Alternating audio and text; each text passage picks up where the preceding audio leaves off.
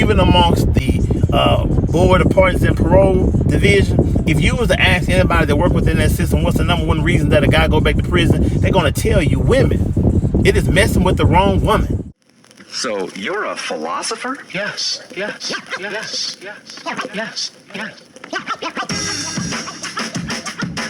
I think very deeply. I can't find this song. I thought a bro nigga Hey, learned a long time ago to appreciate the present moment, man. You know, so I'm grateful, you know what I'm saying? Because it can be worse too, you understand? So with all that being said, I believe that my life has prepared me to deal with the mindset of the individuals that is in the streets. You know what I'm saying? The individuals that are out there doing it the way they do it, you know, getting how they live, they say. I also understand that most men that get caught up in the prison systems and all of that, especially out on some type of supervision, you know, some of them are walking through life with an actual shackle on us. You know what I'm saying? We can't move a certain way. You know what I'm saying? We can't make certain mistakes that the average person can make now. You know what I'm saying? Our word is not as valuable as an individual who doesn't have, you know, those shackles on them. You know what I'm saying? And so understanding that, what I've also learned and grown and experienced to understand is that the system is designed to believe anything a woman says. The system is designed to cater to women. The system is designed to uplift the woman over the man. The system is designed as to where if a woman says that a man done anything, you know, if a man done whatever, even if it never happened, you got to prove that you're innocent, basically, because the time that it takes for you to force the state to prove that you are guilty, I have you dealing with that situation far longer than you would want to. It would be costing you more, you know, and so on and so forth. So considering the fact that you having to prove yourself innocent just because someone says something, they don't got to have no proof at all that you done it. Just her saying it, right? You have to have proof that it never happened. Or at the end of the day, even though she don't have any proof that you did do it, you're going to get found guilty just because she said it and you didn't have any proof that you didn't do it.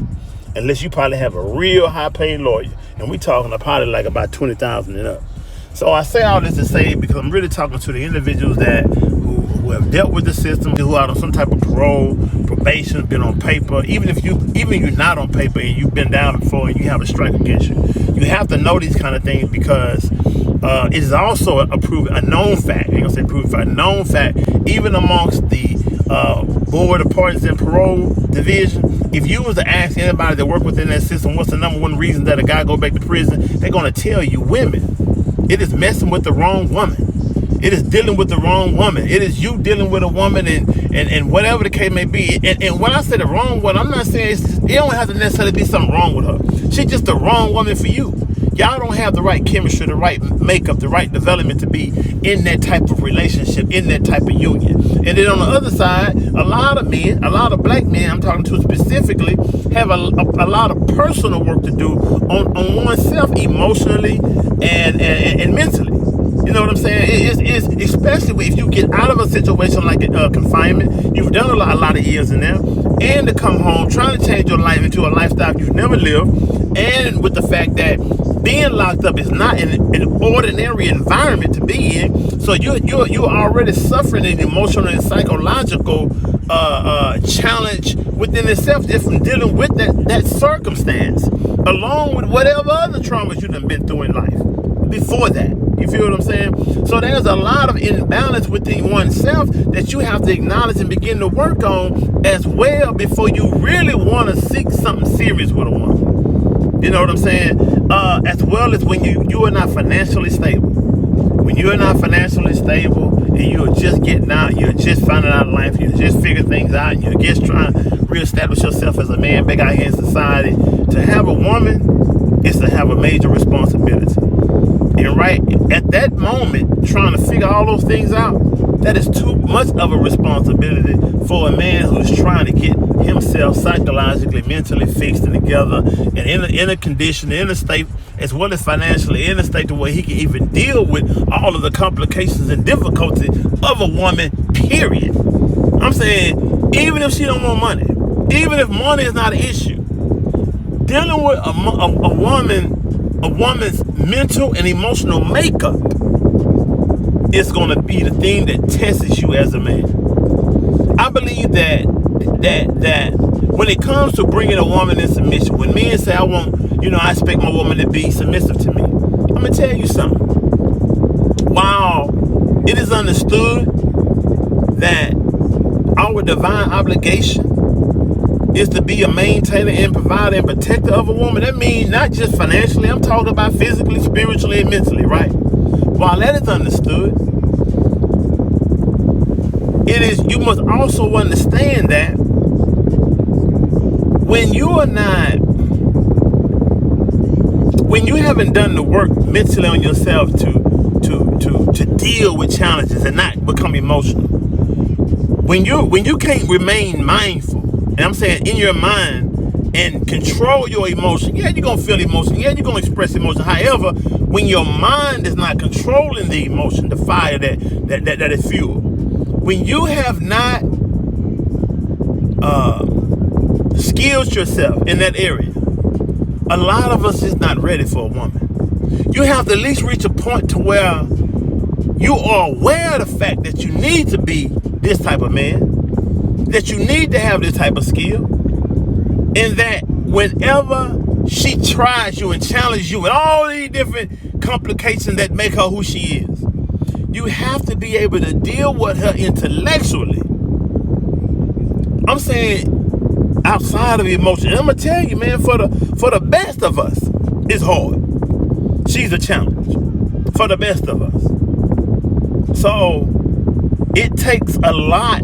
It takes non-stop effort, non-stop striving to evolve yourself in strength mentally over your emotions.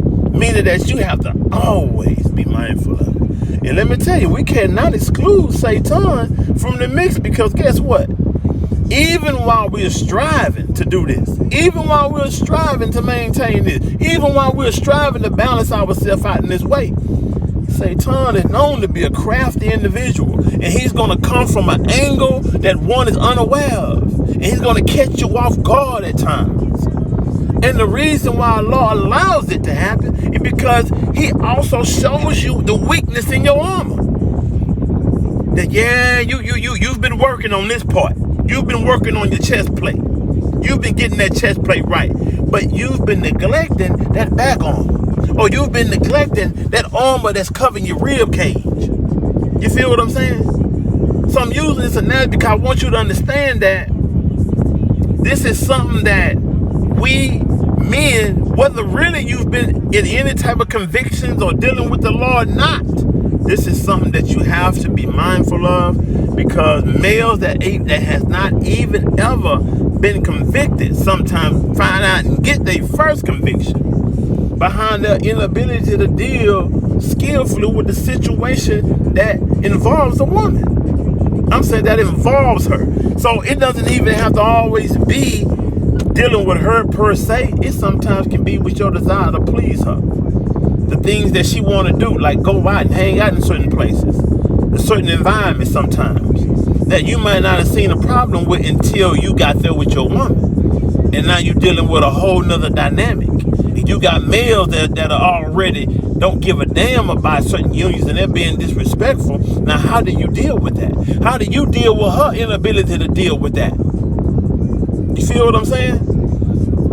These are things that you got to be aware of. These are things you're going to have to get on top of. Yeah, man, with all that being said, I really wanted to share that and get that out there, because there will be many other messages like that, trying to help us stay out, remain free, remain strong, get stable, and have good, healthy unions and relationships, man. That's the goal, to be able to unionize in a healthy, mentally, emotionally, and spiritual way, and build, man. Build for family, build for that marriage, then build for the community. You know what I'm saying? It has to start in the house, though. It starts with you, then her, then the house, then the kids, right? If we can't get that together, we don't have no business trying to reach out to the community. But peace and blessings, man. Y'all have a good Monday. And for those great Labor Day. Have an awesome Labor Day.